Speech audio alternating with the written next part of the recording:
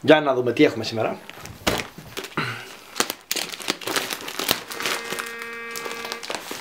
Άλλοι μας το έχουν ανοίξει.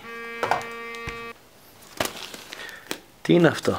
Μικροφωνάκι, καλό μικροφωνάκι για την κάμερα. Μπας και ακουγόμαστε καλύτερα. Μην κάνουμε καμιά ζημιά εδώ.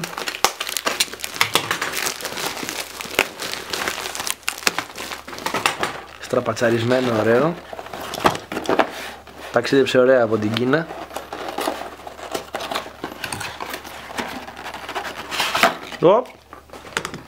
Σκεϊτάκι. Σκεϊτάκι, καλό, κάνουμε κανένα κόλπο. Κάνα όλοι και κάνα μανιουαλάκι.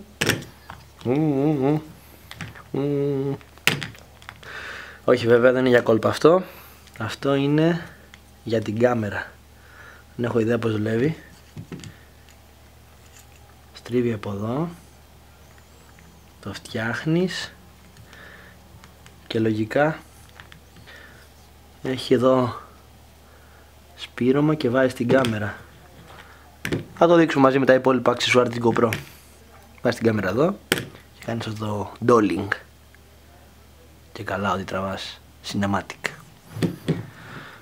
Ωραία. Τι άλλο έχουμε?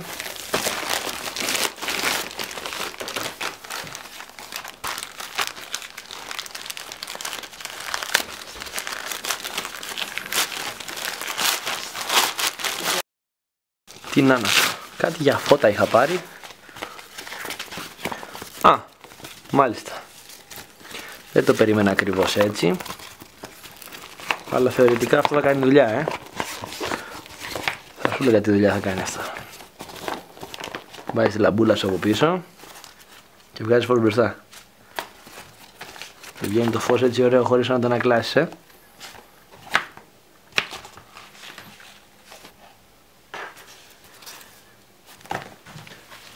Και σε σακουλίτσα έρχεται. Οκ, αυτά είχαμε. Έχουμε και αυτό. Πάμε για να δούμε πώς είναι αυτό για την κάμερα. Δεν έκανα ότι είναι το καλύτερο, αλλά ήταν οικονομικό. Α, και για GoPro.